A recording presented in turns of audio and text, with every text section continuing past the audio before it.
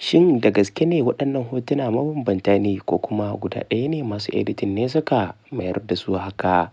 Ku biyo mu a cikin wannan tasha domin jin yadda labarin ya kasance.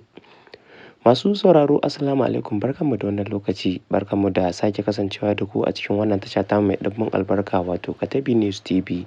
Tashar da take kawo muku zafafan labarai waɗanda suka shafi al'amuran yau da kullum da ke faruwa a cikin gida Najeriya da ma na ƙasashen waje. Kada ka manta, idan wannan shine farkon shigowarka, ka danna subscribe sannan ka danna alamar ƙararrawar sanarwa domin sanar da kai da zarar mun ɗaura sababbin shirye-shiryenmu. A kwanakin nan ne dai wasu hotuna suka fita na fitattun jaruman masana'antar fina-finai ta Kannywood, wanda hotunan suka nuna tsiraicinsu ƙwarai da gaske, wanda har ta kai ga hukumar Hisba ta buƙaci ganinsu domin a san menene musabbabin aikata hakan. Daga baya ne wannan hoto ya ɓullo tun bayan da jaruman masana'antar fina-finai ta Kannywood suka dinga Allah wadai da abin da suka aikata, wanda har ta kai ga hukumar Hisba ta gayyace su domin yin ƙarin bayani. Sai dai daga bisani sun tabbatar da cewar masu editing ne kawai suka haɗa wannan hoto, ba wai gaske ba ne, inda har yanzu hukumar Hisba ba ta gama gamsuwa da wannan lamari ba. Duba da irin yadda hoton ya kasance, za ka ce masu editing ne, amma kuma yanayin yadda suka tsaya a hotunan ya kasance mabambanta ne. Wannan lamari ya yi matuƙar jawo cece-kuce a kafafen sada zumunta da kuma masana'antar fina-finai ta Kannywood ɗin, inda hukumar Hisba su ma suka tofa albarkacin bakinsu yayin da suka ce za su gudanar da bincike in dai har ya tabbata waɗannan jarumai sun aikata waɗannan munanan hotuna, to tabbas za su gurfanar da su a gaban kotu, sakamakon sun yi alkawarin babu wani abu da za su dinga yi na ɓatanci ga hukumar Hisban.